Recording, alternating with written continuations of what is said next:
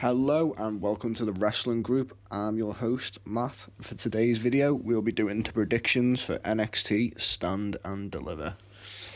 Let's just jump straight in with match one. Is a fatal four-way women's tag team match for a shot to be the number one contenders for the women's tag titles. So it'd be the metaphor of Lash Legend and Jakara Jackson versus Fatal Influences Fallon Henley and JC Jane versus Tatum Paxley and Gigi Dolan, and versus the returning pairing of Roxanne Perez and Cora Jade, who everyone may know they are the former women's tag team champions. But after they won the titles, Cora Jade would turn heel on Roxanne, relinquishing her title along with her partner. And since Roxanne Perez had nothing to do for this year's Stand and Deliver, she demanded she be added to this match. And Cora Jade would basically come out of nowhere and say, well, I'll team with you. I think this match should be fun, with all the women showing great potential, but the stars of this match in my eyes are definitely Cora Jade and Roxanne Perez. But I don't think they'll win. I do think the team of Tatum Paxley and Gigi Dolan will win. And Roxanne should be a full-time main roster wrestler come after WrestleMania. Because, people come off after WrestleMania. Sometimes they do have farewell matches, so maybe if Cora Jade and Roxanne Perez do win, that's a farewell match for her basically on the Tuesday, because that's when the match is. It's on Tuesday after Mania. I think I'm gonna change my answer now. I think it's gonna be Roxanne Perez and Cora Jade. That's my new answer. Match 2. Zarya versus Kalani Jordan versus Sol Ruka versus Izzy Dame versus Lola Vice versus Thea Hale. 6-women ladder match for the women's North American title. Stephanie Vaquer would relinquish her North American women's title, so the women's division in NXT still had another championship for them to fight for and grow as a division. Since then, we have had these 6 women compete in qualifying matches over the past few weeks of NXT. Thea Hale making her return on NXT on Tuesday, becoming the final competitor in the match. I think this has potential to be probably one of the best women's ladder matches in NXT. And I think the winner will be Sol Ruka, with Zarya turning heel maybe. The Tuesday following and attacking her tag team partner and possibly challenging her for the title, because we do need a dominant female heel, and I think Zarya or Jordan Grace is the one to do it. Match 3. Nathan Fraser and Fraxium, the champions, versus Hank Walker and Tank Ledger, the tag team, for the tag team titles, the NXT Tag Team Championships.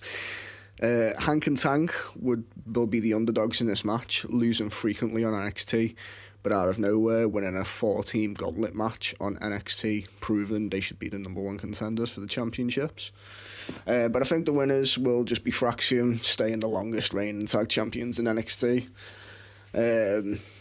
With both of them coming up and having matches on the main roster lately, it could possibly be that they come up maybe soon from NXT. And I'm all for it. They're a good tag team.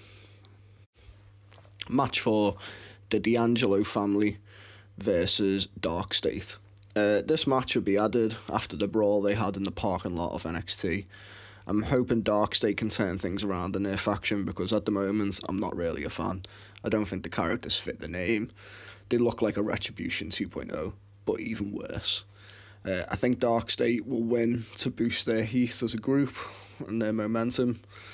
That's it. On to the next match.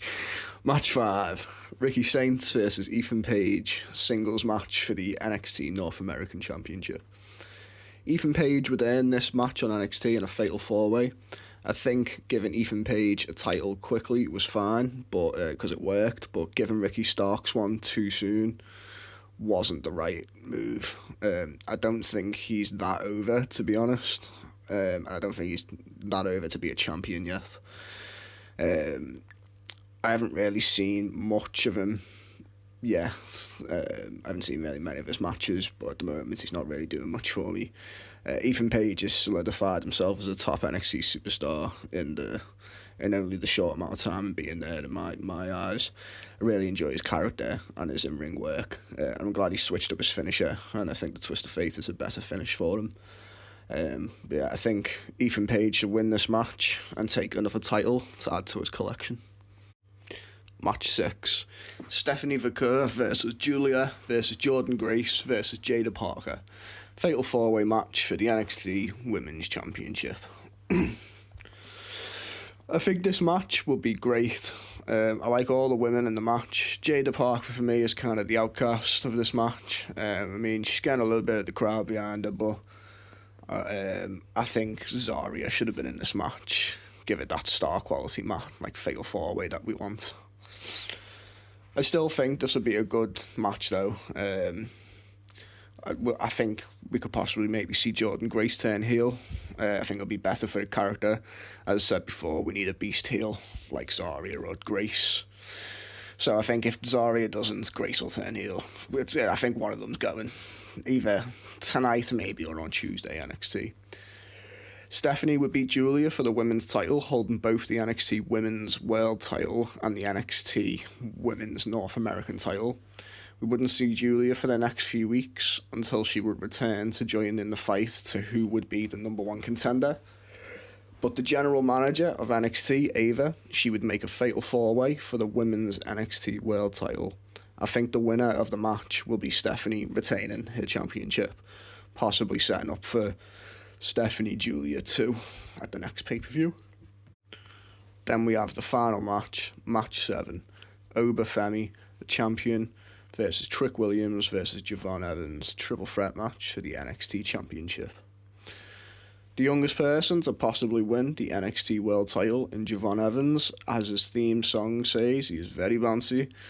He's also only 20 years old, so it could be possibly the youngest champ. You'll see him doing all types of springboard attacks in the match, as the other two opponents he faces are much higher, with him facing Trick Williams and the Beast Oba Femi. So he'll have to do high spring moves to get his opponents down. Oba Femi is very familiar with triple threat matches. He's not lost one ever, so he's very experienced. So you've got a high chance of winning. He's got one of the best pushers in NXT, very similar to how Gunther is treated. Oba has been champion pretty much his whole career.